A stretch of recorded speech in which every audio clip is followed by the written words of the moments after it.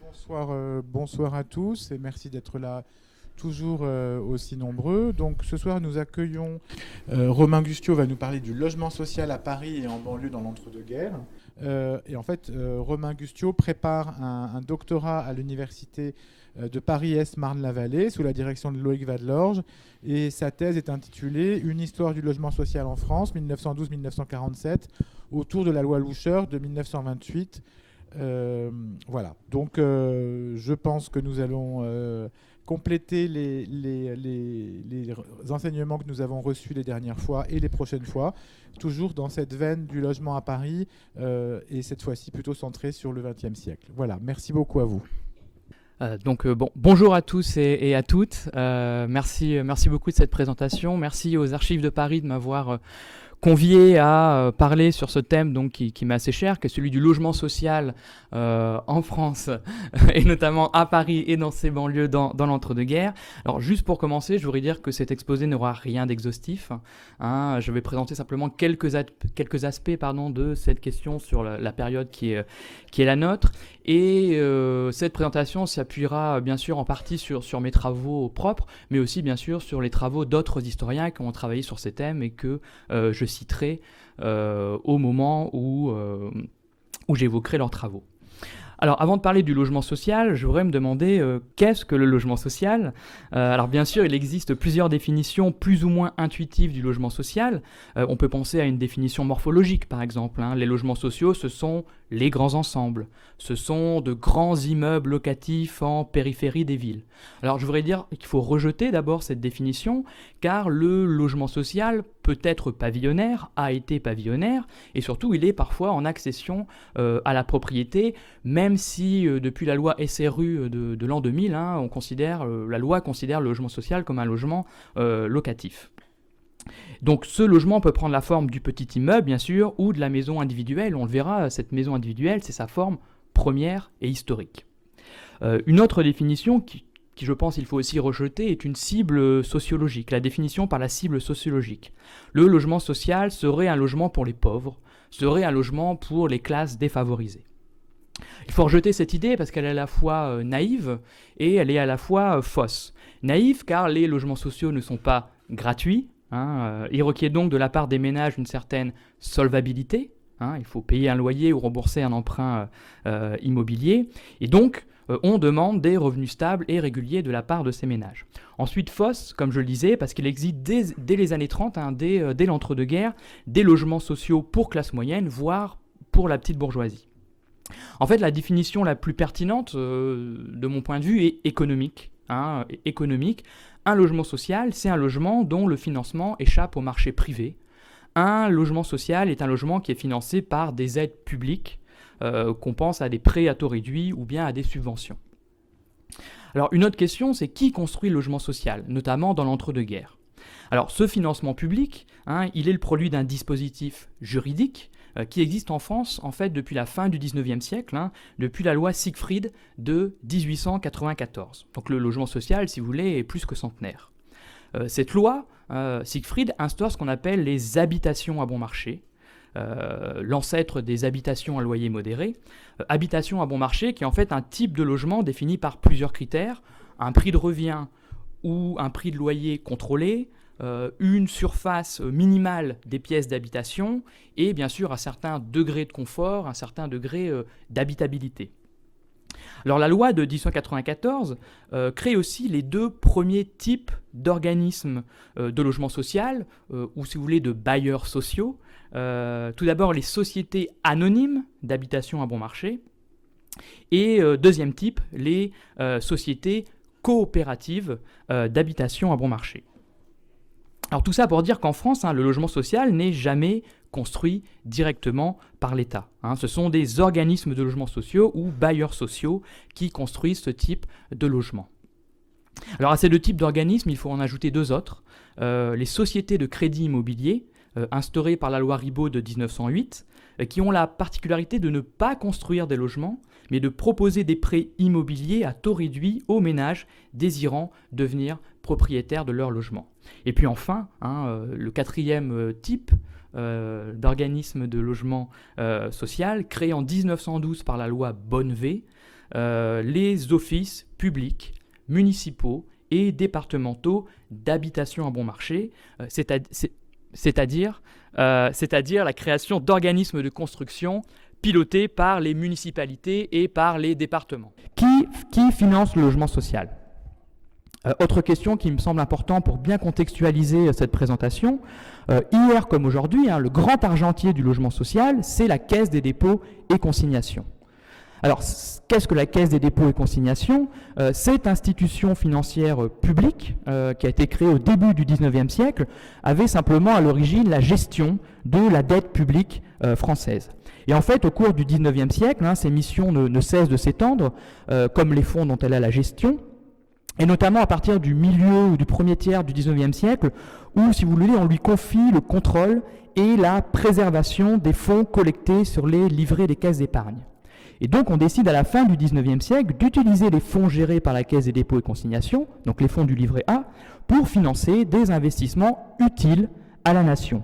C'est ainsi que la loi Siegfried, on y revient encore, de 1894, autorise la Caisse des dépôts et consignations à faire des prêts aux organismes de logement social afin de stimuler la construction d'habitations à bon marché.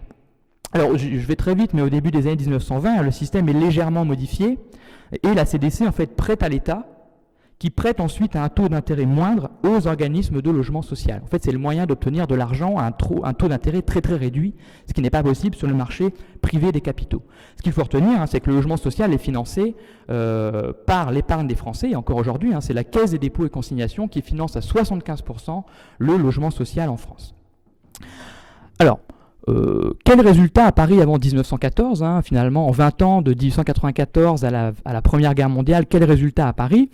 À Paris, il y a eu très tôt des initiatives pour mieux loger les classes populaires. Ces initiatives cherchent souvent à résoudre ce qu'on appelle au XIXe siècle la question du logement, c'est-à-dire à lutter contre les mauvaises conditions de logement des ménages modestes, conditions qui sont marquées par l'insalubrité, l'exiguïté des logements, et donc leur surpeuplement, l'inconfort des logements et surtout leur cherté.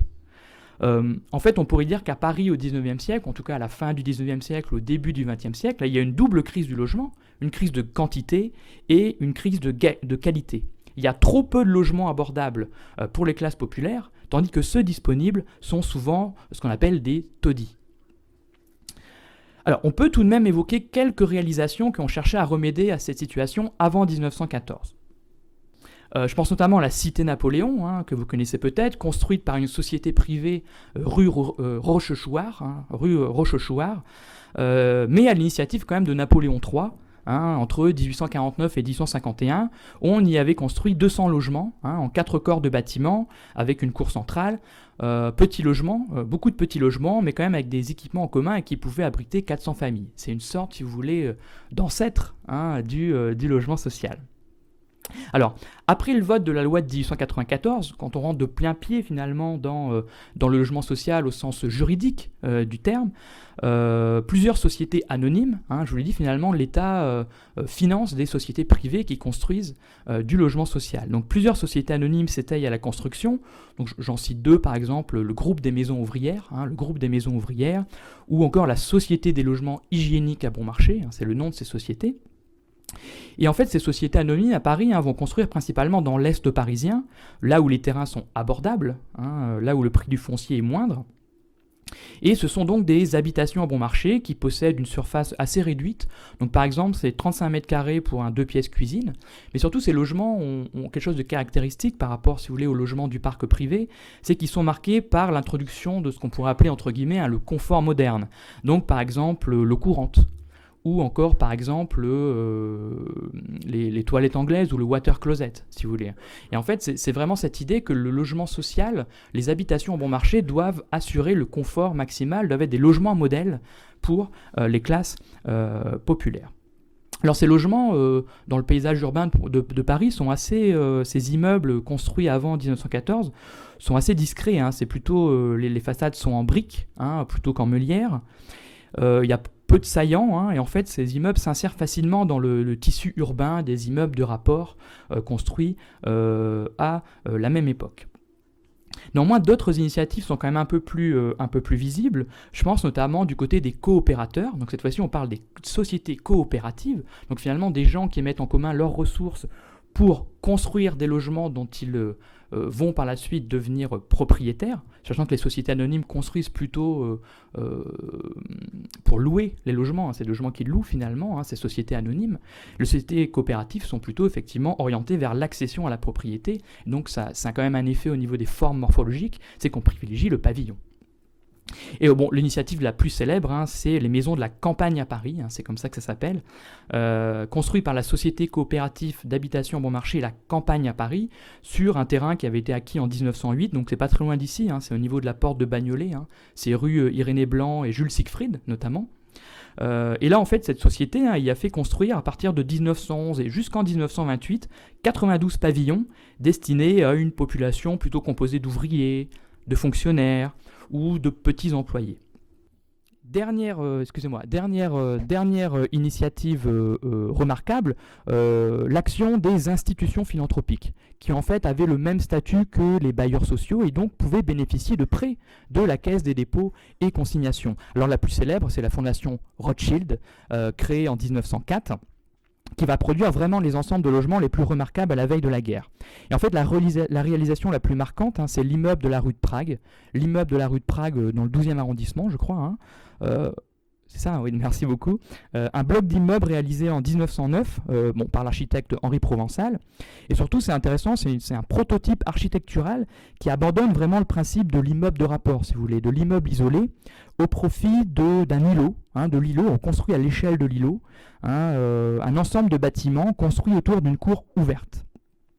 Et cette cour ouverte, elle a un objectif, c'est favoriser l'ensoleillement, la circulation de l'air et la vie collective, comme voulait ce qu'on appelle la doctrine hygiéniste du temps.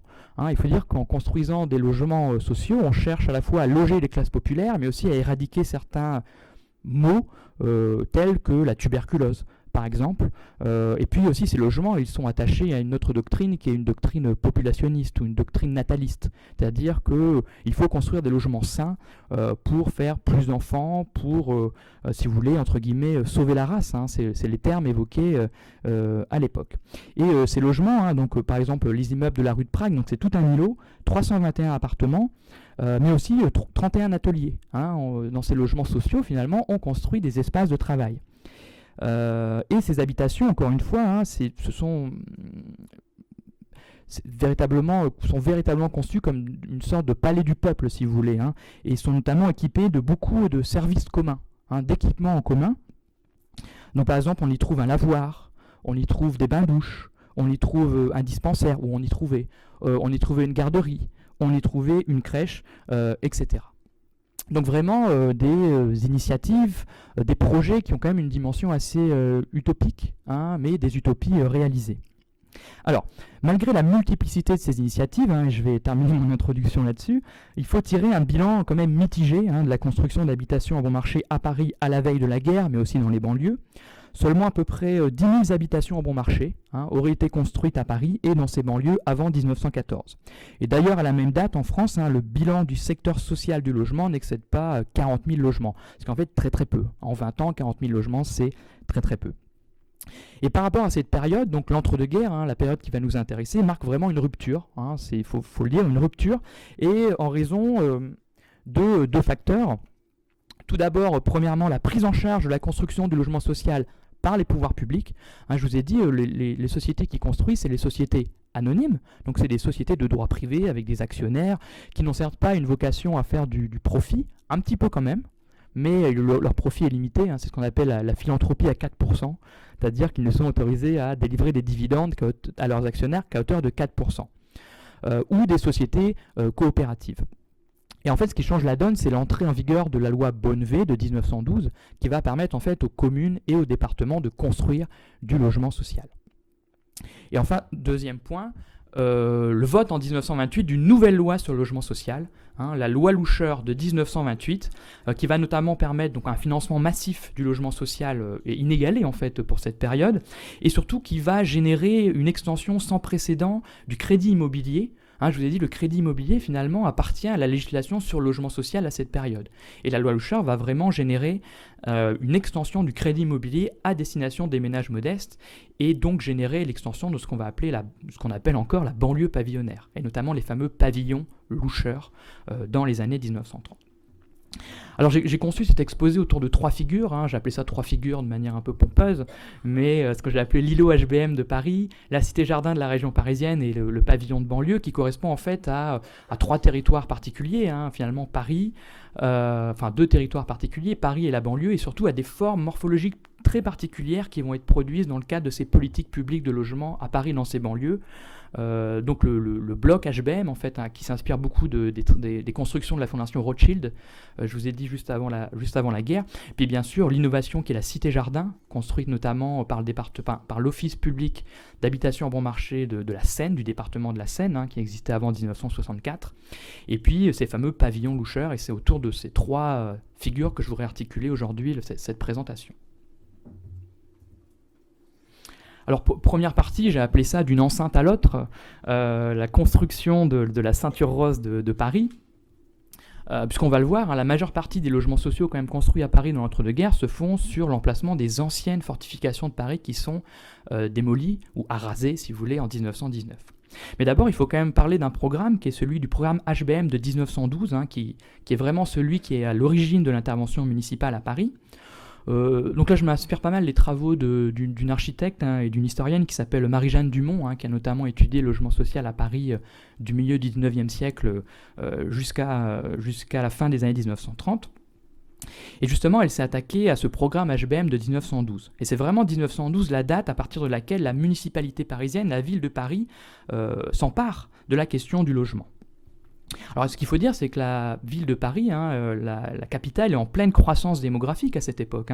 La ville a gagné 500 000 habitants depuis les années 1870 pour atteindre presque 3 millions d'habitants au milieu des années 1910. Je crois qu'aujourd'hui, Paris, c'est 2,5 millions d'habitants, peut-être encore un peu moins.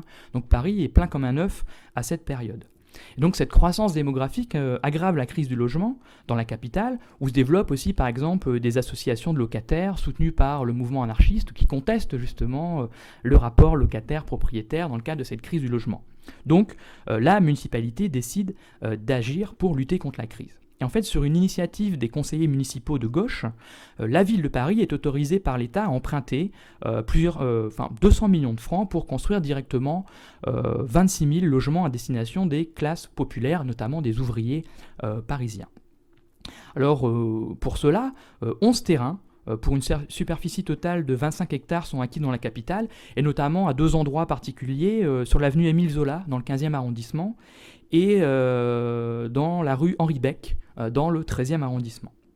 La ville de Paris lance des concours d'architecture pour la réalisation de ces immeubles d'habitation à bon marché, concours inspirés par ceux de la fondation Rothschild. Et en fait, une des grandes thèses de l'ouvrage de Marie-Jeanne Dumont, c'est de montrer comment finalement toute l'action municipale de Paris dans l'entre-deux-guerres concernant le logement social, s'inspire largement de ce qu'a fait la fondation Rothschild avant la guerre, avant 1914. Donc il y a vraiment un lien entre ces fondations philanthropiques et l'action de la municipalité dans l'entre-deux-guerres. On construit notamment 2 types de logements qui vont un peu structurer, si vous voulez, les logements qui vont être construits à Paris dans l'entre-deux-guerres. Le type, qu'on appellera le type Émile Zola, parce qu'il est construit dans cet immeuble de la rue Émile Zola, un grand logement de 5 pièces cuisine avec water closet, à destination surtout des familles nombreuses. C'est pour ça qu'il est si grand, pour ça qu'il y a autant de pièces, parce qu'on veut loger avant tout les familles nombreuses, notamment dans le cadre de l'idéologie nataliste, qui est celle de la plupart des hommes politiques ou des réformateurs urbains de l'époque. Et puis le deuxième type, le type Henri Beck, donc construit dans l'immeuble Henri Beck, rue Henri Beck, est un 2 pièces assez spartiate, avec un évier mais sans eau par exemple, sans sanitaire, et surtout il est surnommé le type Balao. Le type Balao, c'est le nom d'un homme singe qui est le héros d'un roman de Gaston Leroux, qui écrit des romans policiers, en 1911. En fait, pourquoi le type Balao ? Parce que c'est vraiment un type de logement très, très spartiate, très rudimentaire, et en fait il a un objectif, c'est reloger les populations parisiennes qui font l'objet d'expulsions pour opération de voirie, et surtout pour reloger les zoniers. Les zoniers, ce sont les habitants qui habitent donc sur voilà, sur la zone non constructible qui est juste devant justement les fortifications. Et en fait, ce type Henri Beck, c'est ce qu'on appellerait aujourd'hui un logement de transit. C'est un logement qui a pour but d'être un intermédiaire entre voilà, le bidonville, si vous voulez, et puis un logement qu'on juge correct, qu'on juge convenable pour les familles. Donc il y a un petit peu quand même dire de condescendance, d'accord, dans la manière de construire et de concevoir ce type de logement. Alors, un moment arrêté par la guerre, c'est en fait ces groupes qui vont être construits à partir de 1912-1913 ne sont définitivement livrés qu'en 1922, donc quand même 10 ans après le lancement du projet. Et là aussi, pas mal de ces immeubles, donc on les voit sur le PowerPoint, s'inspirent des principes architecturaux donc de la Fondation Rothschild. Il ressemble quand même, il y a un petit air de ressemblance avec les logements construits par la Fondation Rothschild, marqués par la cour ouverte, toujours pour favoriser l'ensoleillement, la circulation. Toujours une mise en avant de l'escalier, il y a tout un jeu architectural autour de l'escalier.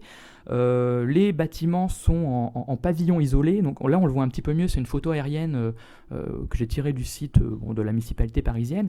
On voit très bien, donc c'est le groupe HBM de l'avenue Émile Zola, on voit très bien comment le bâtiment en fait rompt avec, si vous voulez, d'abord l'alignement sur rue, en ménageant plusieurs cours ouvertes. Ici et ici, par exemple. Ce qui le distingue vraiment des autres immeubles, notamment le prototype ou le type de l'immeuble de rapport qui est construit à cette période. Alors, j'en viens à un autre point, c'est que l'achèvement du programme de 1912 au début des années 1920 n'aboutit finalement à la construction que de quelques centaines de logements, d'accord, ou peut-être un peu plus de 1000 logements. Puisque en fait l'action de la municipalité est en partie restreinte par la difficulté de trouver des terrains abordables. C'est-à-dire qu'on a du mal à construire du logement social parce qu'on a du mal à construire des logements peu chers qui rentrent, si vous voulez, dans les cadres juridiques, dans les prix édifiés ou dictés par la loi, parce que le prix du foncier en fait est déterminant dans le prix des logements et donc finalement dans le prix des loyers. Et en fait, ce problème va trouver en partie sa solution avec le déclassement des fortifications de Paris décidé par l'État en 1919. Donc, sur cette carte de 1911, vous voyez de manière très fine les anciennes fortifications qui s'étendaient tout autour de la ville de Paris. Qui avaient été construites dans les années 1840 sous la monarchie de Juillet et qui en fait achèvent de prouver leur inutilité lors de la guerre de 1914-1918. Et surtout en fait sous la pression des hygiénistes qui souhaitaient en fait substituer une ceinture verte au rempart de la capitale, pour faire respirer la capitale finalement, et puis aussi des réformateurs sociaux qui désiraient construire des logements sur ces espaces libérés. L'État va céder donc l'ensemble de ces terrains à la ville pour une somme à l'époque de 100 millions de francs. Et en fait, selon un accord entre l'État et la municipalité, sur les 200 hectares en fait, qui étaient remis à la ville de Paris, un tiers devait être consacré à la construction d'habitations bon marché, donc à peu près 60 hectares.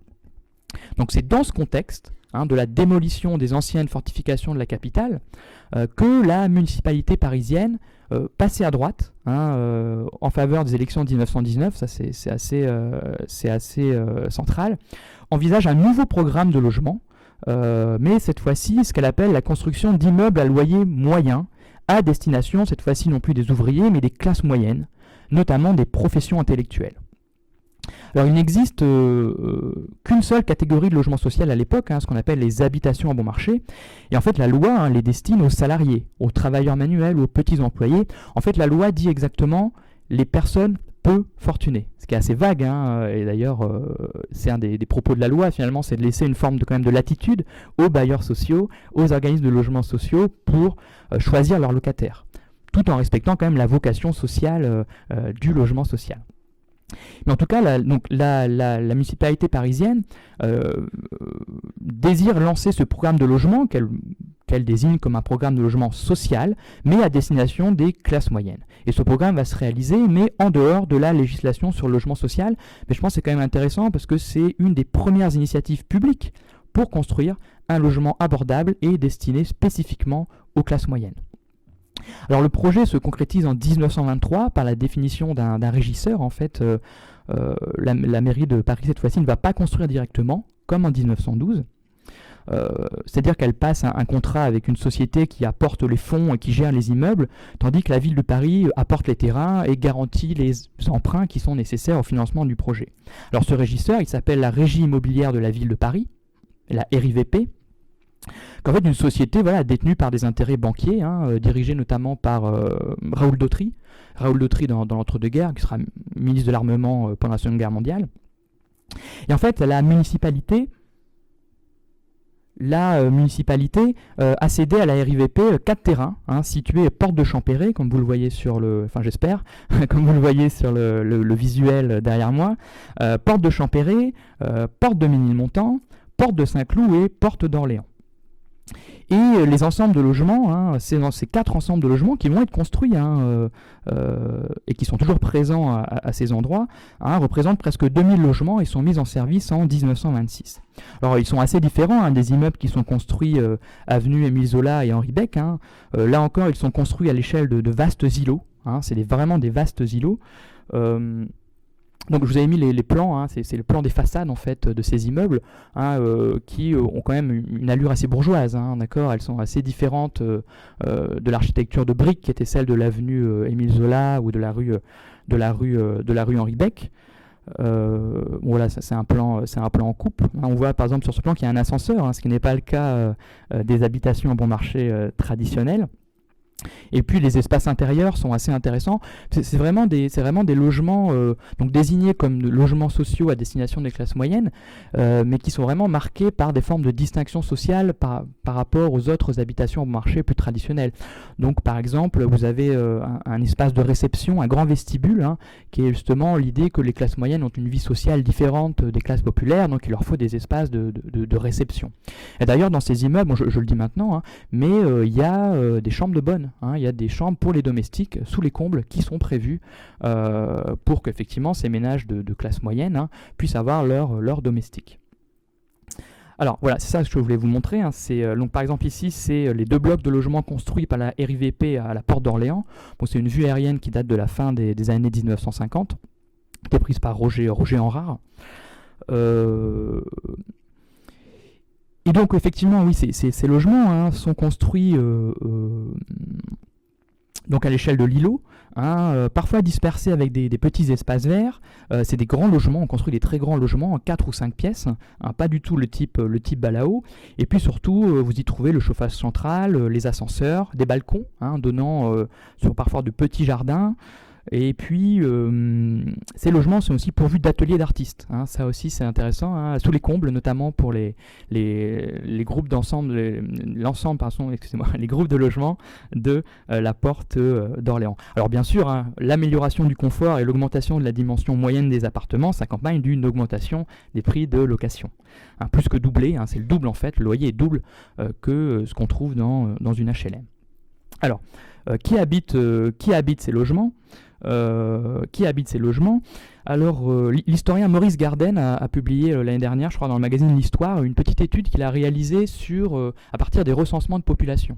À partir des recensements de population, finalement, en regardant les adresses, on voit qui habite ici, notamment les recensements de 1931 et 1936. Donc lui, il a notamment étudié donc, les blocs d'immeubles que je vous ai montrés, ceux qui sont situés au niveau de la porte d'Orléans.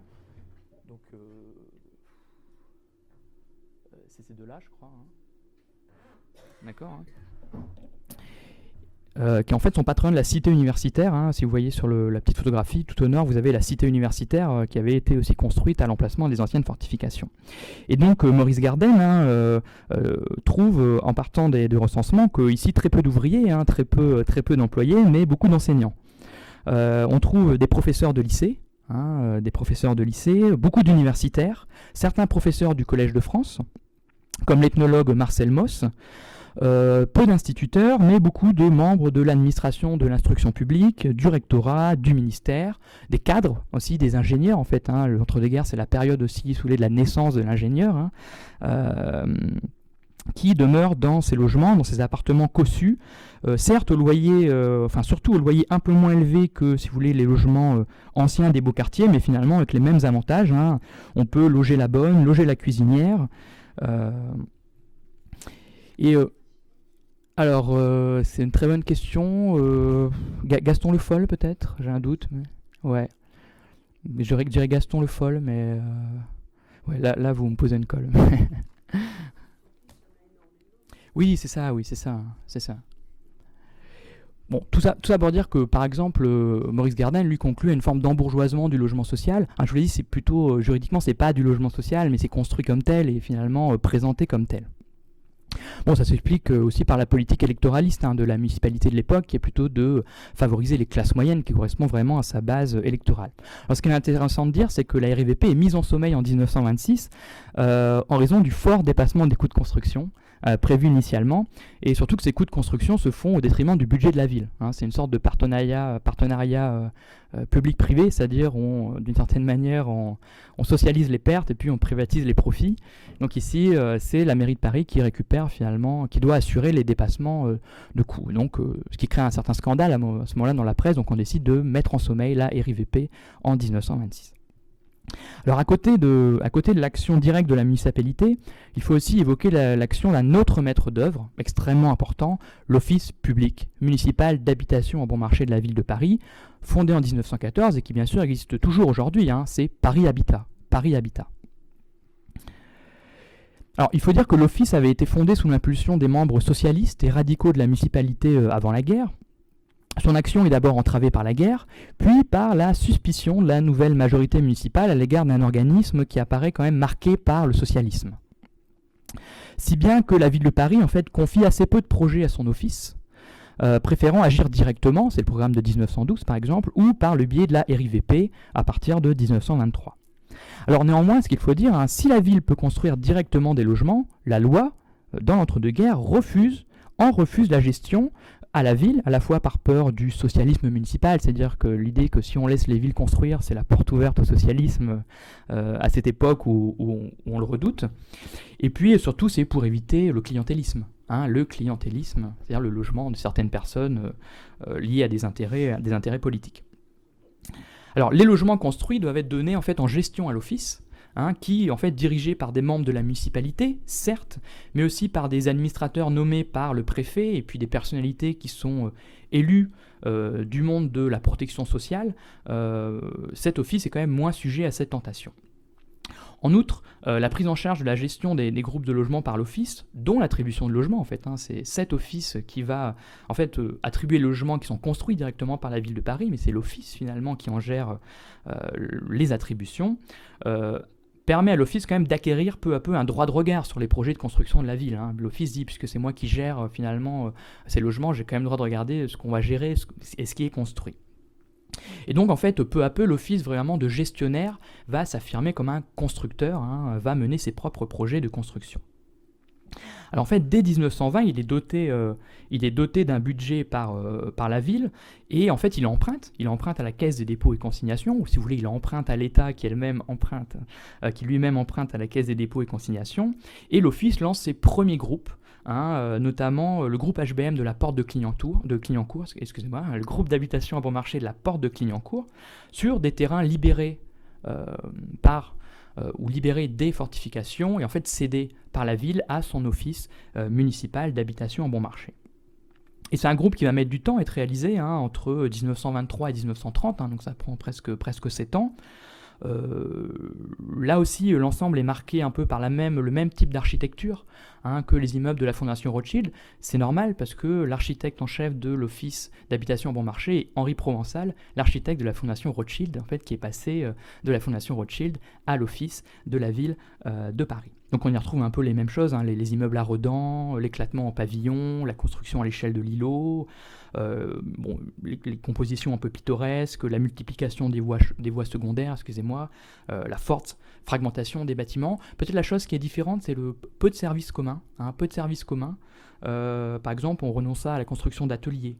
On renonce au chauffage central ou au vide ordures, par exemple. Les logements, finalement, sont moins inscrits dans un ensemble collectif. Mais ces traits architecturaux vont marquer l'ensemble de la production du logement social dans ces années à Paris.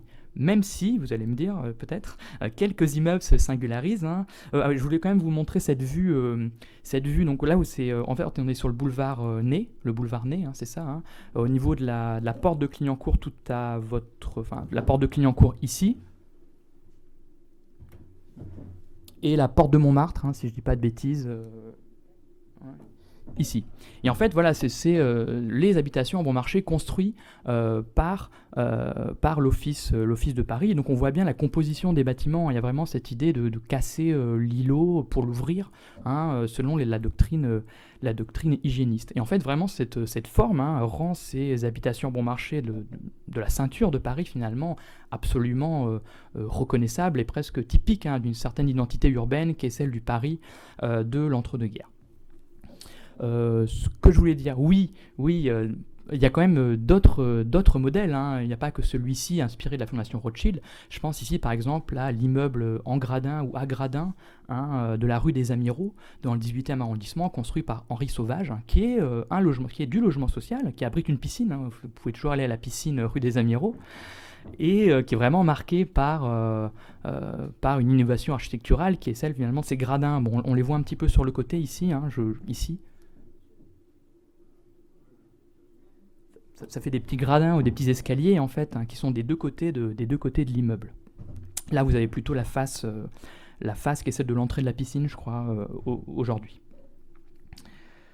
Alors, il faut dire que la construction de logements sur un rythme assez long à Paris dans les années 1920, puisque les trois opérateurs réunis, vous savez, les trois opérateurs, hein, la ville de Paris finalement, la RIVP et l'Office public d'habitation bon marché n'auraient construit que 13 000 logements, hein, finalement en 10 ans, ce qui est assez peu. Hein.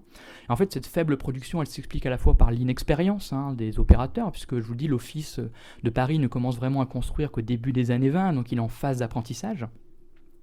Et puis surtout, ces années 1920 sont marquées par un financement restreint du logement social par l'État. C'est-à-dire qu'il n'y a pas beaucoup de crédits disponibles, hein, les crédits ne sont pas disponibles en fonds illimités, notamment parce que les années 1920 sont, en tout cas jusqu'à la fin des années 1920, des années plutôt de marasme économique, hein. Et puis surtout, il y a un manque de volonté politique, hein, de développer véritablement le logement social. En fait, le retour de la croissance économique en France à la fin des années 1920 va changer la donne, ou change la donne, notamment sous l'impulsion de quelqu'un, hein, le ministre du Travail de l'époque, qui s'appelle Louis Loucher, qui est assez intéressant. C'est un technocrate, hein, ou un précurseur de la technocratie, hein. C'est un ingénieur polytechnicien, soucieux de la question du logement, notamment pour avoir été ministre des régions libérées et de la reconstitution du territoire, comme on disait à l'époque, après la Première Guerre mondiale. Et en fait, la loi Loucher de 1928, hein, va relancer le logement social. En fait, c'est simple, ça ne change rien à la structure, si vous voulez, du logement social. C'est simplement un plan, un grand programme quinquennal de financement, hein. C'est un plan massif de financement. Finalement, on ouvre les vannes financières pour financer le logement social. Et il prévoit notamment la construction, et c'est intéressant parce que la Loucher, c'est le premier programme, c'est programmatique, hein, on fixe des objectifs. Et c'est la construction de 260 000 logements, dont 200 000 habitations à bon marché, des logements très classiques. Et surtout, ce qui est extrêmement intéressant, c'est qu'on prévoit aussi la construction de 60 000 immeubles à loyer moyen. C'est-à-dire que, si vous voulez, le logement social pour classe moyenne, inventé par la ville de Paris en 1923, rentre dans la législation sociale sur le logement social. Ça devient un type financé par l'État. Donc là aussi, finalement, la ville de Paris est, d'une certaine manière, à l'origine des politiques de logement social à destination des classes moyennes à partir des années 1930. Alors, quel bilan de l'application de la loi Loucher? Donc, c'est à peu près 1929-1933. En fait, l'entrée en vigueur de la loi va vraiment permettre l'intensification de la construction de logements sociaux à Paris, toujours sur l'emplacement des anciennes fortifications. La ville de Paris confia la réalisation d'un programme d'immeubles à loyer moyen, on dit ILM aussi, bien sûr acquis à la RIVP, sortie de son sommeil, et puis la ville de Paris va en construire elle-même un certain nombre. Et puis en fait, on va déléguer le programme de logement d'habitation à bon marché à l'Office, hein, l'Office public d'habitation à bon marché. En fait, il y a une espèce de segmentation de la maîtrise d'ouvrage, hein, c'est-à-dire que la ville et la RIVP construisent pour les classes moyennes et l'Office pour les classes populaires. J'ajoute quand même, entre autres, que le programme d'immeubles à loyer moyen qui était prévu dans l'entre-deux-guerres va être remplacé par un autre, je reviendrai sur cette carte plus tard, un autre programme qu'on appelle HBMA, Habitation à bon marché améliorée, qui est créé en 1930. En fait, la loi Loucheur plus une loi de 1930 crée, si vous voulez, une typologie en trois modèles de logement social. Vous avez les HBM, vraiment pour les classes populaires, les ouvriers, les petits employés. Les ILM, qui sont vraiment pour les classes moyennes, voire classes moyennes supérieures, voire la petite bourgeoisie. Et puis pour le secteur intermédiaire, pour les ouvriers très qualifiés peut-être, ou voilà, une certaine classe moyenne assez à l'aise, vous avez les HBMA, Habitation à bon marché améliorée, en fait qui se distinguent soit par une surface plus ou moins grande, et surtout par un degré de confort plus ou moins grand. Dans les habitations bon marché, ce qui est obligatoire, bien sûr, c'est l'eau courante et les toilettes, ou les toilettes à l'anglaise. Et par exemple, dans les ILM, ce qui est requis, c'est le gaz, c'est l'électricité, et une véritable salle de bain. C'est-à-dire pas un point d'eau, comme dans les habitations bon marché, mais une véritable salle de bain. Donc il y a vraiment une tripartition, si vous voulez, du logement social en fonction des catégories sociales auxquelles on souhaite s'adresser. Et donc à Paris, en fait, le programme ILM, en fait, les ILM n'ont jamais très bien fonctionné parce que c'est à la fois, trop cher pour les gens qui souhaitent se loger par le biais du logement social, et finalement, c'est un peu dédaigné par les gens qui ont assez d'argent, qui auraient assez d'argent pour payer le loyer, si vous voulez, mais qui en fait préfèrent se loger sur le marché privé parce que ça n'a pas vraiment d'avantage pour eux d'accéder à un ILM. En fait, l'ILM ne trouve jamais son public, si vous voulez. Alors, on estime qu'entre 1928 et 1933, parce qu'en fait la loi Loucheur s'arrête en 1933, et puis ensuite la crise économique de 29 qui arrive en France en 31 fait qu'on ferme les vannes du logement social, pour une raison très simple. En fait, vous vous souvenez que le logement social est quand même financé par l'épargne des Français. En fait, avec la crise, les gens épargnent moins, et en fait retirent plus d'argent sur leur livret A. Retirent de l'argent de leur livret A, ce qui en fait assèche le financement public du logement social en France. Mais quand même, sur cette toute petite période, 1928-1933, l'Office notamment met en chantier près de 15 000 logements. Vraiment en 5 ans, l'Office construit près de 15 000 logements qui vont en fait être achevés à la fin des années 1930. Alors peut-être dernier point, qui habite les logements de l'Office de Paris, donc je vais peut-être un petit peu accélérer. Là je m'appuie sur les travaux d'une historienne qui s'appelle Danielle Wollmann, qui a notamment étudié l'Office de Paris, l'Office HBM de Paris pendant l'entre-deux-guerres. Et en fait, elle s'est intéressée à un document de 1932, où en fait l'Office essaye un peu lui-même de dresser finalement qui sont ses locataires. Et cela permet de recenser en fait la profession de plus de 10 000 chefs de famille dans ces logements de l'Office. Et en fait, on trouve à la fois que les ouvriers sont prépondérants. Les ouvriers sont prépondérants parmi ces chefs de famille. On trouve pas mal de manœuvres, de journaliers, de cochers, de livreurs, de chauffeurs. Beaucoup aussi d'employés et d'ouvriers des transports en commun. Du métro notamment, mais aussi des employés de bureau, les employés des chemins de fer, les ouvriers du bâtiment. En fait, c'est dégressif, mais aussi pas mal d'employés d'ouvriers municipaux, des membres de la police, des gardiens de la paix, des employés de la préfecture de Paris, etc., etc. Alors en fait, on peut conclure de ce tableau extrêmement rapide que l'Office, d'une certaine manière, réussissait à remplir la mission qui était la sienne, en fait, et que lui dictait la loi, c'était de loger une population solvable. Et un des critères de l'attribution des logements sociaux dans l'entre-deux-guerres, c'est vraiment ça, c'est la solvabilité. Est-on capable de payer son loyer? Est-on capable de rembourser son emprunt hypothécaire? C'est vraiment la condition sine qua non pour pouvoir entrer dans ce logement social. Et c'est loger donc cette population solvable, mais trop peu argentée pour se loger convenablement sur le marché privé.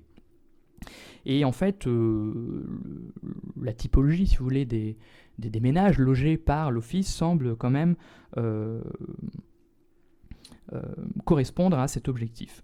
Quand même, notez aussi l'importance des catégories employées par la ville ou par les différentes administrations et services publics. Daniel Woman dit que l'Office a tenu à loger des Parisiens travaillant d'une façon ou d'une autre au service de leur ville.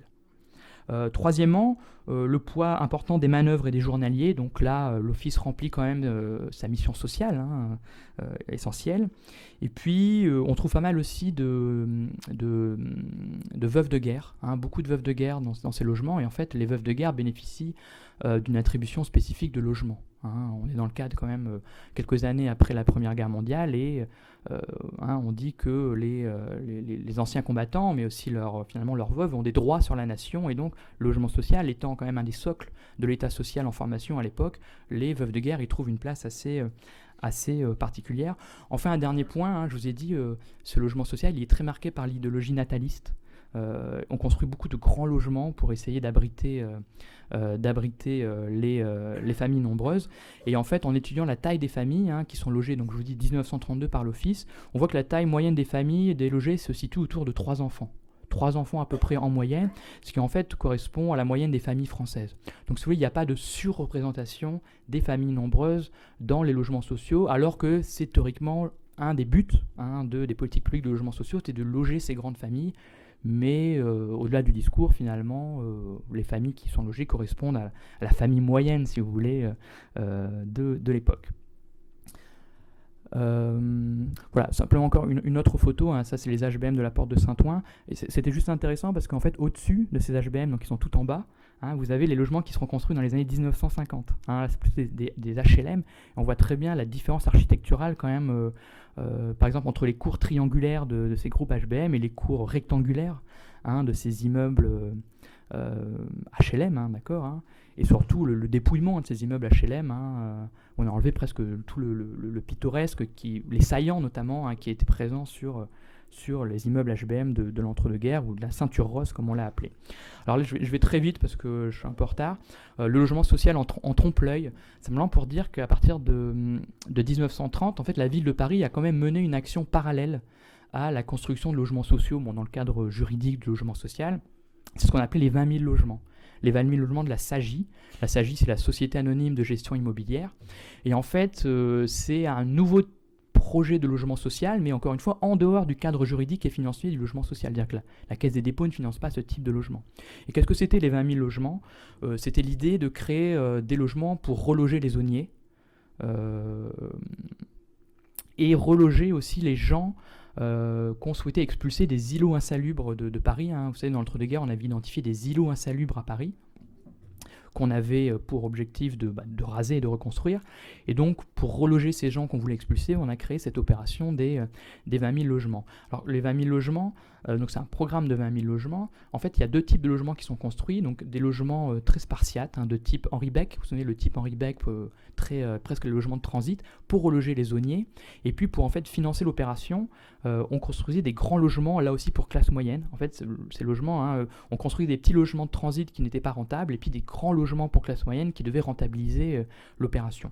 Et là encore, l'opération s'est faite dans le cadre d'un partenariat public-privé. La ville a délégué à la SAGI la construction de ces 20 000 logements qui ont été construits de 1930 à 1935, là aussi sur l'emplacement des anciennes fortifications. Donc là, sur le petit visuel, je vous ai mis les logements de la SAGI entre la porte d'Asnières et la porte de Champéret. Donc elle ressemble un petit peu aux habitations en bon marché d'un point de vue architectural, mais on voit qu'ils sont quand même un peu plus denses, on dirait un peu plus denses, parce qu'on a voulu un peu rentabiliser l'espace, si vous voulez, dans le cadre de cette opération en partenariat public-privé. Pourquoi un logement social en trompe-l'œil ? Parce qu'en fait, on a relogé très peu de zoniers dans ces logements, très peu en fait. Finalement, ces logements ont été remis sur le marché privé et on a eu beaucoup de mal à loger les grands logements qui étaient destinés aux classes moyennes. C'est une opération en fait qui a été assez décevante d'un point de vue économique. Alors, décevante d'un point de vue économique pour la SAGI et pour la ville de Paris, mais l'entreprise de bâtiments publics qui l'a construit a fait en fait d'énormes bénéfices parce qu'elle a signé les contrats au début des années 1930, avant la crise économique, quand les prix de la construction étaient très hauts, et a construit en fait le logement quand les prix de la construction étaient très bas quelques années plus tard. Donc a fait un bénéfice assez fort sur ce projet, ce qui a créé un scandale dans les années 1935-1936 à cette époque. Je vais juste parler de la carte 5 minutes. Simplement, cette petite carte, je ne sais pas si vous la voyez bien, mais c'est une carte de la construction des logements en 1930, donc au milieu de notre période. Et en fait, les points en bleu correspondent aux constructions de la ville de Paris et de la RIVP, et les points en rouge correspondent aux constructions de l'Office de Paris. Donc on est en 1930, mais on voit quand même un peu où on construit les logements sociaux. Bien sûr, sur l'emplacement des fortifications. Donc par exemple, tous les petits points rouges tout au nord, c'est Clignancourt, les habitations de Clignancourt. Et alors on voit très bien, on construit en périphérie, donc il y a vraiment une opposition centre-périphérie, mais qui là est liée vraiment au prix du foncier, bien sûr. Et puis quand même une certaine opposition est-ouest, on le voit vraiment un petit peu quand même, on construit très peu de logements sociaux à l'ouest, surtout parce qu'en fait la ville de Paris avait prévu de faire des opérations immobilières, certains terrains que la ville lui avait revendus ont fait l'objet d'opérations privées, en fait, immobilières privées, notamment à l'ouest, tout à l'ouest. Et puis en fait, où on a construit les 20 000 logements de la SAGI, plutôt à l'ouest. Tandis que le logement social, Ville de Paris, un petit peu RIVP et l'Office, plutôt à l'est. D'accord ? C'est une structure qui aujourd'hui existe encore, qui marque le logement social à Paris. Oui, effectivement, ça continue. Dernier point, j'irai un peu plus vite sur mes deux autres parties, mais simplement pour dire que ces logements ont quand même été... donc à peu près 50 000 logements sociaux d'initiative publique à Paris finalement en 1939.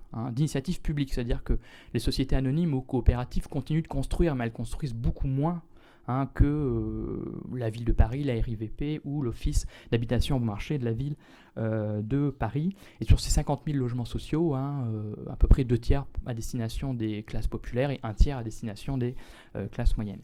Alors juste un dernier point pour dire que ces logements ont été très critiqués, la ceinture rose comme on l'a appelée, à cause de la couleur de la brique de ces logements, a été très critiquée dès le milieu des années 1930 d'un point de vue architectural et urbanistique.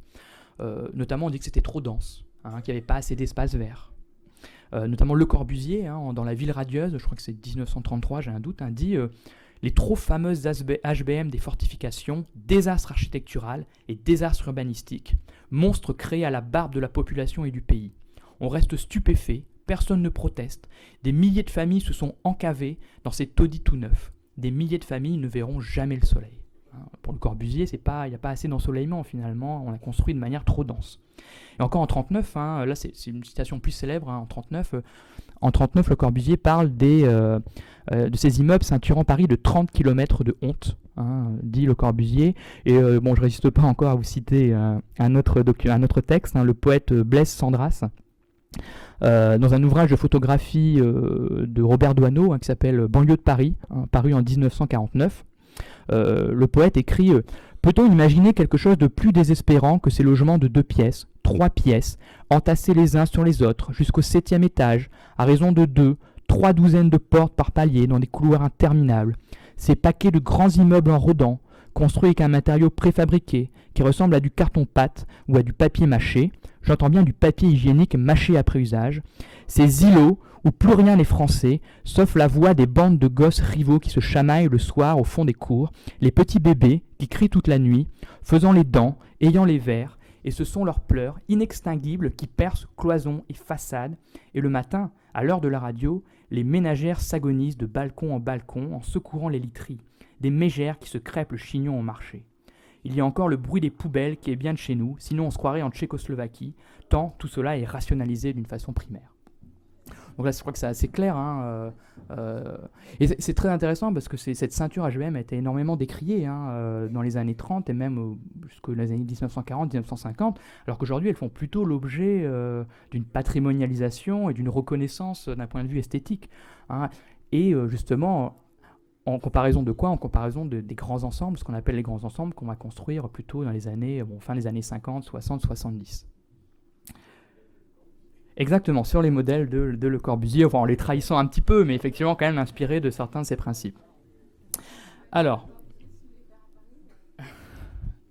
je vais essayer de finir dans le dernier quart d'heure qui me reste là. Je prends un petit quart d'heure peut-être, si vous me laissez encore un quart d'heure. Parce qu'effectivement, on ne construit pas que de logement social à Paris, mais aussi en banlieue parisienne. Et notamment en banlieue parisienne, il y a une utopie particulière qui est celle de la Cité-Jardin. Alors, je vais très vite. Les banlieues parisiennes sont en expansion quand même dans l'entre-deux-guerres. C'est la période d'expansion des banlieues parisiennes. À peu près 2,5 millions de personnes qui habitent en banlieue parisienne, enfin dans le département de la Seine, si vous voulez, dans l'entre-deux-guerres. 40% de la population totale de l'agglomération parisienne à l'époque. Et là, ce territoire est marqué par une crise du logement, là aussi peut-être encore plus dure, plus terrible qu'à Paris. Surtout, c'est un territoire qui est assez marqué par une forme d'anarchie urbaine, c'est-à-dire l'extension des lotissements pavillonnaires d'avant 1914, des années 1920, qui sont faits d'une manière assez libérale, en fait, où des lotisseurs, des entrepreneurs privés achètent des morceaux de terrain et les revendent par lot sans équipement. D'ailleurs, sans accès à l'eau, sans route, sans évacuation des eaux usées, sans raccordement au gaz, sans raccordement à l'électricité. Et en fait, cette situation créera ce qu'on appelle entre les guerres la crise des mal lotis. La crise des mal lotis, c'est ces lotissements pavillonnaires finalement où on vit les pieds dans la boue et où les équipements urbains ne sont très peu présents. Ça s'explique aussi parce qu'en fait, les communes à l'époque ont très peu d'outils. Très peu d'outils pour gérer en fait leur territoire urbain. Par exemple, le permis de construire, c'est la loi de 1902, c'est simplement pour les communes de plus de 20 000 habitants. Donc si vous êtes une petite commune de banlieue qui subit l'assaut des lotisseurs, vous avez du mal à imposer des permis de construire. Tout ça pour dire que la banlieue est en crise, et c'est une double crise, donc une crise du logement, à la fois dans ses aspects qualitatifs et quantitatifs, je reviens pas là-dessus, puis une crise urbaine sous l'aspect du développement anarchique des lotissements pavillonnaires. Et en fait, dès la Grande Guerre, cette situation va interpeller les élus socialistes du département de la Seine, qui projettent en fait d'agir sur ces deux problèmes. C'est ça qui est intéressant, agir par le logement social sur la crise du logement, mais aussi sur la crise urbaine. Utiliser le logement social comme un outil urbain, un outil d'aménagement urbain, de planification urbaine. Et c'est notamment quelqu'un qui s'appelle Henri Sellier, qui était conseiller général de la Seine pendant tout l'entre-deux-guerres, maire de Suresnes pendant tout l'entre-deux-guerres, et qui va agir notamment à travers l'action de l'Office public d'habitation en bon marché de la Seine, qui est créé en 1914. Alors en fait, cette action s'inscrit dans un cadre idéologique qui est celui du socialisme municipal, c'est-à-dire l'utilisation par les élus locaux des possibilités de l'action municipale pour favoriser les ouvriers, les employés, les habitants les plus modestes. C'est par exemple aussi les régies municipales. C'est-à-dire on monopolise, on transforme l'eau, l'électricité en service public, et puis finalement le logement, pourquoi pas le logement. Le logement pourrait lui aussi, c'est une grande idée d'Henri Sellier, le logement est un service public. Le logement est un service public, donc doit être construit ou géré en tout cas par l'intervention publique, notamment l'intervention des communes ou du département, notamment par l'Office public d'habitation bon marché de la Seine. Alors comment ça se concrétise dans la Seine, c'est la réalisation des fameuses cités-jardins de la région parisienne. Le concept de cité-jardin, c'est quelque chose qu'Henri Sellier emprunte à un urbaniste anglais qui s'appelle Howard, Ebenezer Howard, avant la guerre, qui est en fait l'idée d'une ville nouvelle à la campagne, qui mêle habitat individuel et collectif, marquée par la forte présence d'espaces verts, c'est la ville à la nature si vous voulez, mais aussi dotée d'équipements collectifs, les écoles, les théâtres, les dispensaires, les stades aussi, et offrant à ses résidents aussi des emplois. À l'origine, c'est ça aussi, c'est vraiment une ville qui se doit d'être autonome d'un point de vue économique, industriel. Et en fait, ce concept va faire l'objet d'une réappropriation par Henri Sellier, mais aussi par d'autres dans les années 1910. Et en fait, Sellier n'envisage pas la création de villes nouvelles, mais la construction d'ensembles de logements sociaux en banlieue, afin d'anticiper et d'organiser de manière rationnelle l'extension de la région urbaine de Paris.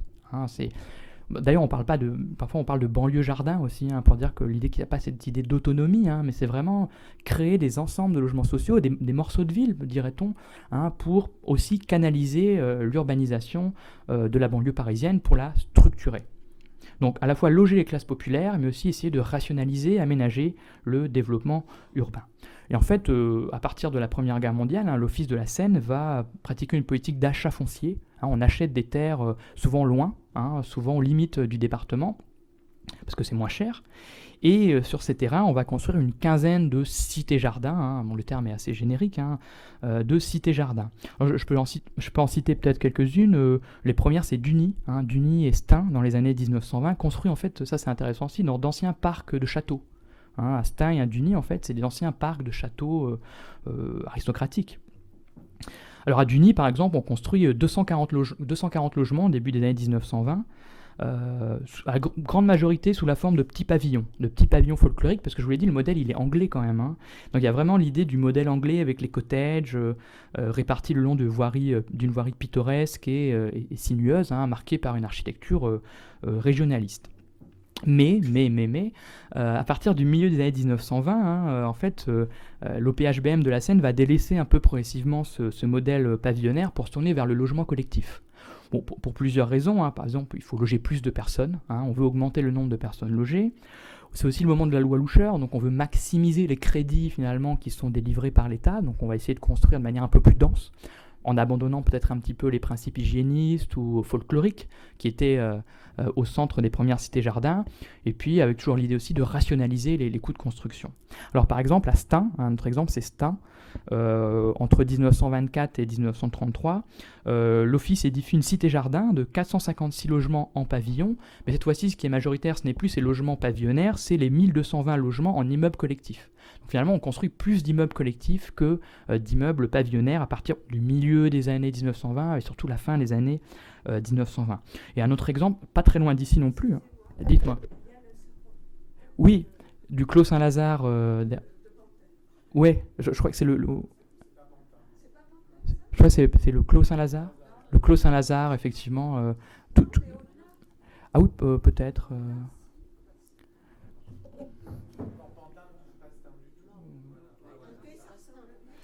Oui, mais bien sûr, c'est un. Non, c'est pas, mais effectivement, c'est très similaire à ce qu'on a fait dans d'autres communes. Là, je crois que c'est le Clos Saint-Lazare qui sera construit effectivement après la Seconde Guerre mondiale. D'ailleurs, c'est très intéressant de voir. Donc, si vous voyez la cité-jardin, en fait, qui est construit, le plan a une forme de toile d'araignée, en fait. Hein, je ne sais pas si on le voit très bien, avec des rues à la fois perpendiculaires et, comment dire, circulaires, si je puis dire ça. Hein. Ici, vous avez la grande croix centrale, et puis vous avez des petits aménagements circulaires tout autour. On parle de la toile d'araignée pour Stein. Mais un autre exemple qui me paraissait intéressant, vous m'excuserez, je vais un petit peu vite, hein, mais un autre exemple qui me semble intéressant, c'est le Pré Saint-Gervais aussi, hein, où là vraiment, donc pas très loin d'ici.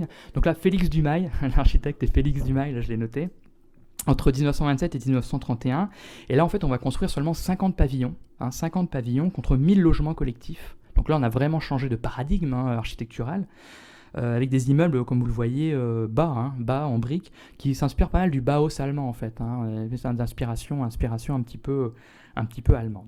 Et puis, cette mutation des cités-jardins, véritablement, du folklore, du petit pavillon jusqu'aux immeubles collectifs, aboutit avec la cité de la Muette à Drancy, hein, qui est une cité-jardin, d'une certaine manière, certes dépouillée d'équipements collectifs, mais qui est quand même considérée comme une cité-jardin et construite par l'Office public d'habitation à bon marché.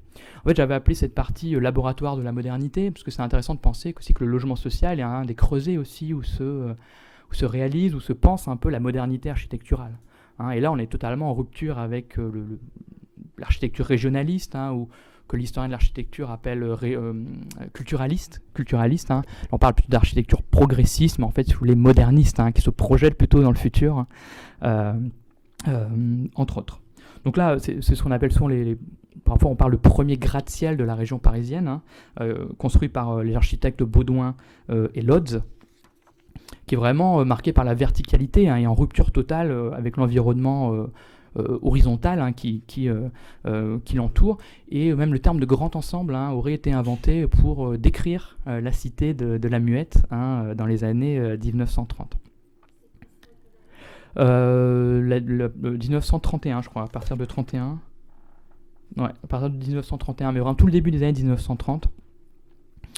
Donc voilà, on abandonne complètement le logement individuel au profit du collectif, donc avec les fameuses 5 tours de 15 étages, et puis les bars de 2 à 4 niveaux qui sont implantés en peigne, en redans ou en fer à cheval. Je parle ça pour le grand U, le fameux grand U, hein, que vous voyez en arrière-plan. Donc là aussi je vais très vite, hein. Vous savez que la cité de la Muette à Drancy a eu un destin un peu contrarié et tragique à la fois, hein. C'est un immeuble qui a été longtemps inachevé, hein. La crise économique l'a laissé inachevé au milieu des années 1930. On n'avait pas construit tout le U, hein. On l'a construit par la suite. Et puis les logements ont trouvé très peu de peu de gens voulaient habiter à la Muette en fait. Hein. Le style ne plaisait pas beaucoup. Hein. On a eu beaucoup de mal à louer les immeubles, les logements, si bien que Henri Sellier avait loué en fait une grande partie de la cité à la gendarmerie en fait. Hein. C'était transformé en caserne en fait à la fin des années 1930. Et puis bien sûr au début des années 1940. À la fois au début de la guerre, c'était un camp d'internement des ressortissants allemands et autrichiens, et puis une fois la défaite advenue, hein, un camp de concentration, hein, un camp de transit hein, pour les prisonniers de guerre, et puis surtout pour les populations juives, hein, victimes de la politique antisémite du régime de Vichy, et bien sûr de l'occupant nazi. Alors, ça a été longtemps un logement social. En 1946, en fait, ouais, c'est encore un logement social. Hein. Le camp de Drancy a été retourné à sa vocation initiale. Les gendarmes sont restés jusqu'en 1976 hein, à Drancy. Et en fait, on en a détruit une grande partie. Il n'en reste plus rien aujourd'hui. Enfin, il reste la barre, je crois. Les tours sont démolies, je crois. Oui, les tours sont démolies, oui. Oui, il reste que le U. Il reste que le U, et je crois... Ouais. Exactement. Voilà, il me reste un petit peu de temps simplement pour parler quand même du pavillon, hein, certes, parce que je trouve c'est important de dire que le pavillon ressort du logement social dans l'entre-deux-guerres, et même on pourrait même dire que le logement social, à l'origine, c'est un projet pavillonnaire. Hein. Le logement social, c'est un projet pavillonnaire. Là, en fait, l'institutionnalisation du logement social à la fin du XIXe siècle n'est pas portée finalement par les socialistes ou par un courant très progressiste. Hein. C'est vraiment une élite de conservateurs, une élite bourgeoise de républicains, de réformateurs sociaux, d'hygiénistes, de populationnistes, qui, au nom de la survie de la race et de la montée du socialisme, promeuvent l'accession à la propriété pavillonnaire comme le remède aux maux de la société. Hein. Il y a l'idée que l'accession à la propriété confère à l'individu une certaine respectabilité, une dignité que ne possède pas le travailleur locataire. La petite propriété serait facteur de déprolétarisation, en fait. Elle permettrait à l'homme et à sa famille de s'élever moralement. Hein, et puis, en rendant le prolétaire propriétaire, d'une certaine manière, hein, on lui rend le goût de l'épargne, le goût de l'ordre, le goût de la modération. Bref, hein, en rendant, je vous l'ai dit, les prolétaires propriétaires, on en fait des conservateurs en leur donnant quelque chose à conserver. Et c'est vrai que le logement social à l'origine, hein, mais vraiment à l'origine, fin 19e siècle, mais il y a encore un peu cette idée dans l'entre-deux-guerres, est une sorte de prophylaxie à la Révolution. Hein, c'est-à-dire transformons les agitateurs en conservateurs, en petits propriétaires, l'idée que le pavillonnaire serait, l'accession à la propriété serait un facteur d'embourgeoisement. Et c'est intéressant parce que la fin du 19e, c'est partagé et à droite et à gauche. Hein. Les socialistes, par exemple, ou voire les communistes comme Engels, à la fin au milieu du 19e siècle, pensent que le pavillon, c'est mauvais pour c'est mauvais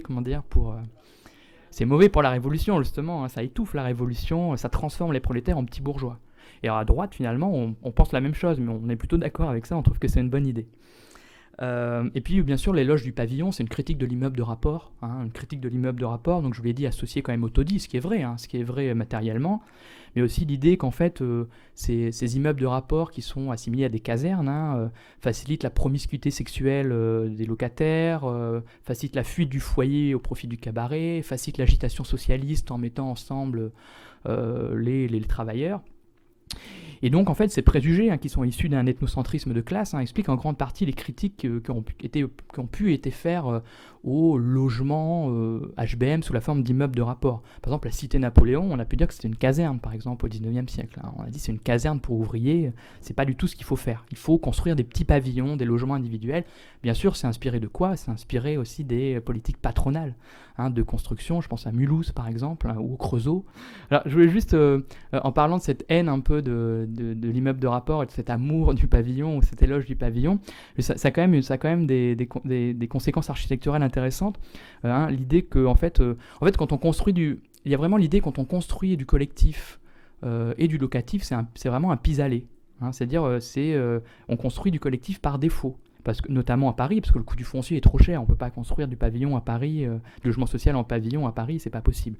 Donc effectivement, on construit du collectif, mais on essaye de faire que ce collectif, justement, vraiment dans le cadre d'un préjugé de classe, hein, n'encourage pas les vices que l'on attribue aux prolétaires. Alors un bon exemple, c'est juste avant la Première Guerre mondiale, c'est les immeubles de la rue de la Saïda dans le 15e arrondissement à Paris, où en fait on construit ces fameux escaliers à l'extérieur des bâtiments. Et chaque escalier en fait ne dessert finalement, il n'y a pas de corridor, il n'y a pas de cage d'escalier, et surtout c'est à l'extérieur, c'est pour empêcher la promiscuité, les relations entre locataires, les échanges finalement dans le couloir quand on se croise. Donc on construit du collectif, mais on le pense simplement comme un ensemble de logements isolés les uns les autres dans une structure collective. Donc voilà, je trouvais ça intéressant. Juste pour terminer, je termine tout de suite.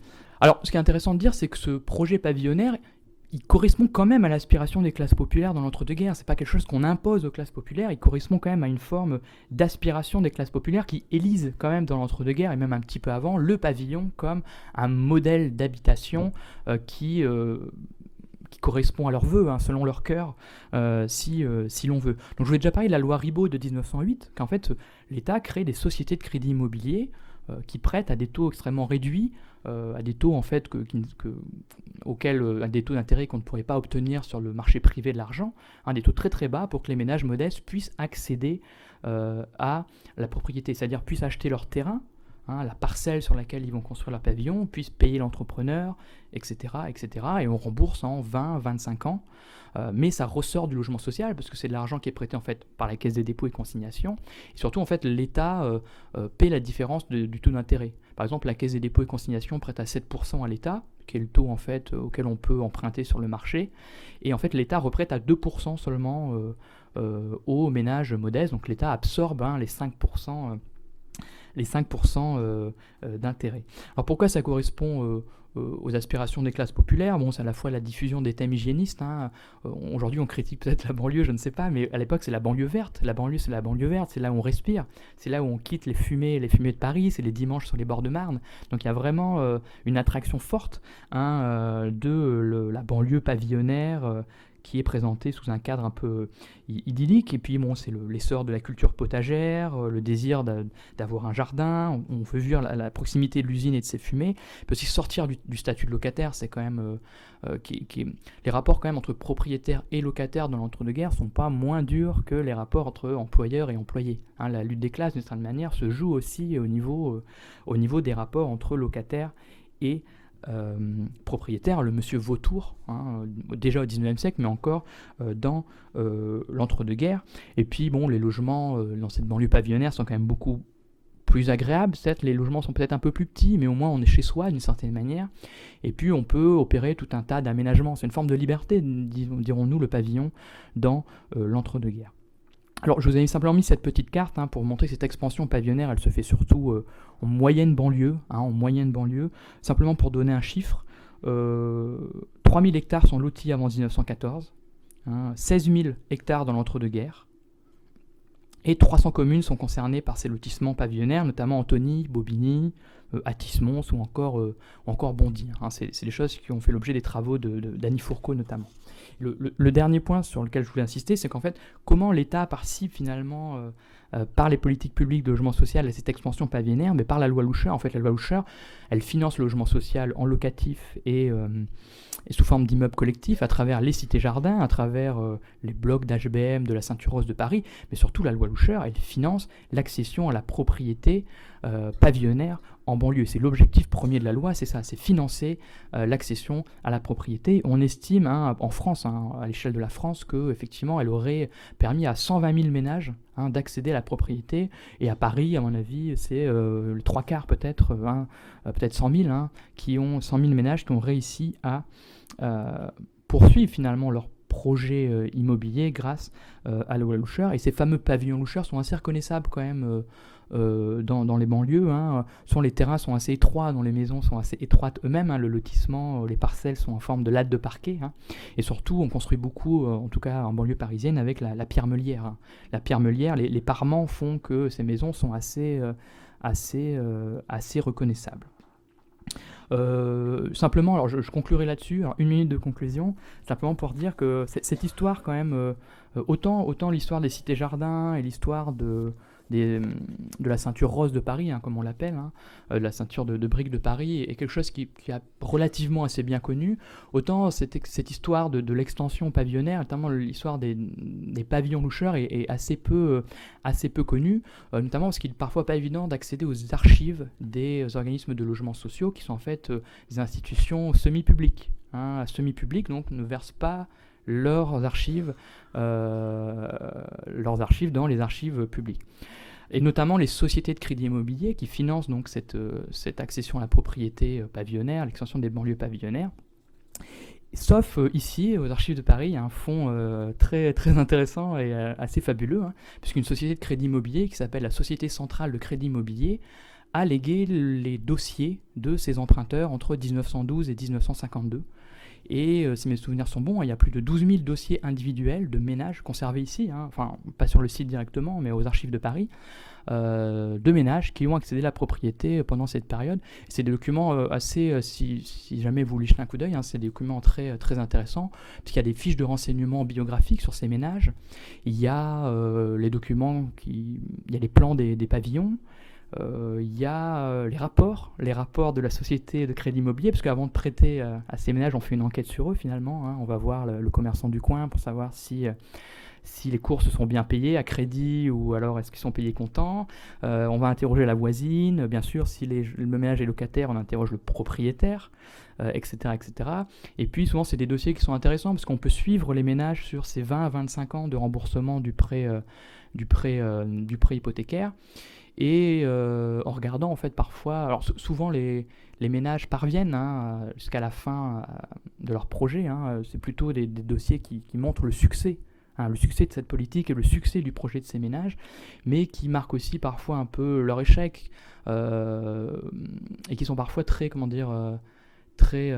très émouvants, puisqu'on touche vraiment la vie personnelle de ces ménages. Ce sont les divorces, bien sûr, les décès. La guerre elle-même, parfois, interrompt un peu les projets pavillonnaires qui étaient ceux de ces ménages. Donc je m'arrêterai ici. Je voudrais encore remercier une fois les archives de Paris de m'avoir laissé parler. Et merci beaucoup à vous tous de m'avoir écouté. Merci beaucoup pour votre attention.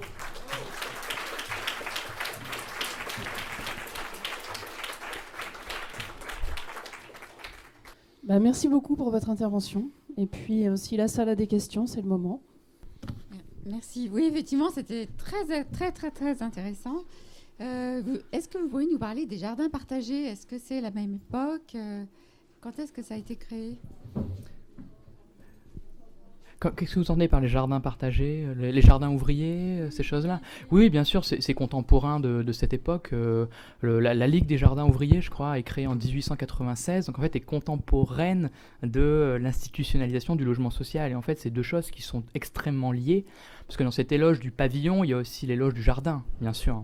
Et en fait, c'est un peu l'idée d'attacher finalement les prolétaires à la terre, c'est-à-dire de lutter un peu contre l'arrachement ou le déracinement qu'a provoqué la révolution industrielle chez les nouvelles classes populaires, et donc en leur donnant la possibilité d'accéder à un pavillon, en leur donnant la possibilité d'accéder à un pavillon avec jardin, ou même à des jardins ouvriers, c'est une façon finalement d'essayer de les reconnecter à la terre. Alors bien sûr, c'est un projet un peu conservateur.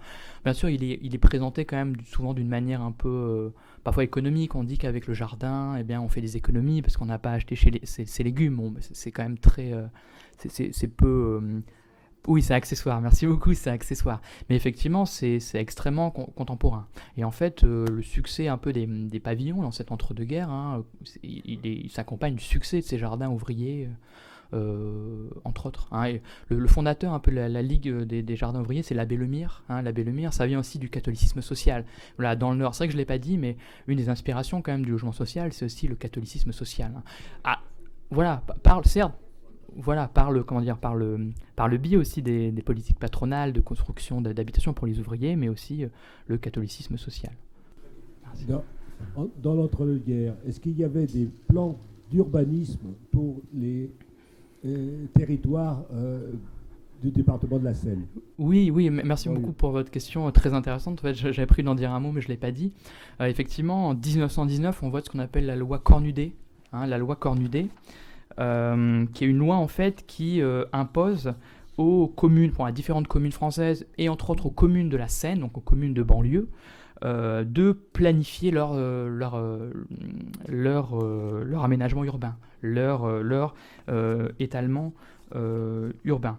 Et l'objectif, effectivement, c'est de lutter un peu contre ce phénomène du lotissement anarchique de la banlieue.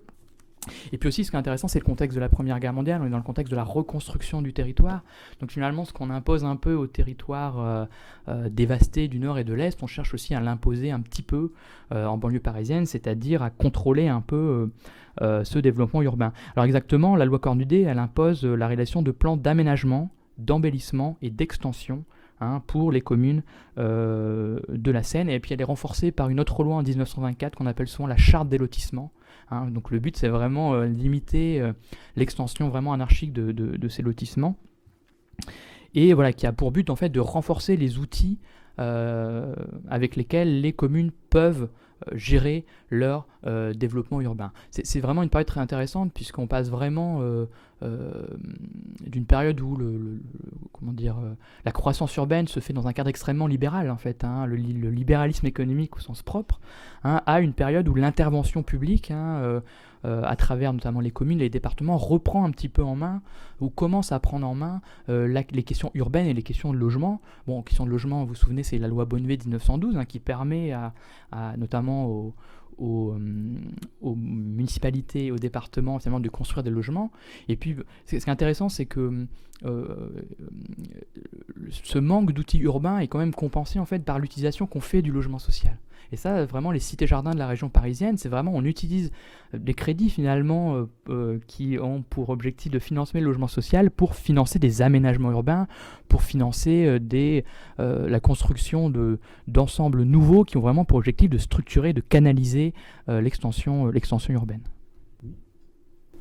J'avais une question, c'est en ce qui concerne, vous savez, vous avez parlé tout à l'heure des un tiers de la ceinture rose autour de Paris qui devait être construit en logement. Donc finalement, ce un tiers, est-ce qu'il a été respecté ou pas? Et puis deuxième question, c'était, vous savez, est-ce que vous savez pourquoi donc la ceinture verte, qui était un projet alternatif, n'a pas vu le jour? Merci. Pour ce qui est de la proportion, oui, je crois que la proportion a été respectée. Et surtout, en fait, exactement, l'État a gardé 200... je crois que la ceinture faisait... l'emplacement des fortifications, non pas la zone, vraiment l'emplacement des fortifications faisait à peu près 400 hectares. L'État a gardé 200 hectares pour lui-même. Par exemple, on a construit le palais de la Porte Dorée pour l'exposition coloniale. Voilà, c'est sur les terrains, je crois, qui appartenaient à l'État. Et puis, en fait, la ville a récupéré 200 hectares, dont la moitié. Et sur ces 200 hectares, effectivement, c'était 60 hectares qui devaient être consacrés, qui ont été consacrés à la construction de logements sociaux. Et même, en fait, on a augmenté la proportion avec la loi Loucheur. La Loucheur, on a consacré 80 hectares de cette ceinture, de ces terrains, à la construction de logements sociaux. Et j'ai oublié votre deuxième question. Ah oui, la ceinture verte... Ouais, non, là, je ne m'avancerai pas parce que je ne saurais pas vous répondre très, très précisément, mais je crois quand même qu'il y avait une urgence à construire du logement, donc on a un peu... En fait, l'idée aussi, c'était que la zone elle-même devait aussi peut-être être retransformée en ceinture verte, en fait. Donc, je crois qu'à l'époque, on s'est dit qu'on pouvait peut-être un peu plus densifier l'emplacement des anciennes fortifications, sachant que la zone serait transformée en ceinture verte, ce qui n'a pas été le cas. Soit la zone est vraiment libérée, c'est le régime de Vichy en fait qui lance l'évacuation de la zone, et c'est vraiment évacué à la fin des années 50 en fait, au moment où on va construire le périphérique dessus en fait. Oui, les équipements sportifs en fait datent en plus du régime de Vichy en fait, tous les stades datent vraiment de cette période. Deuxième question, et qu'est-ce que vous pourriez nous dire de la politique du logement social à l'heure actuelle?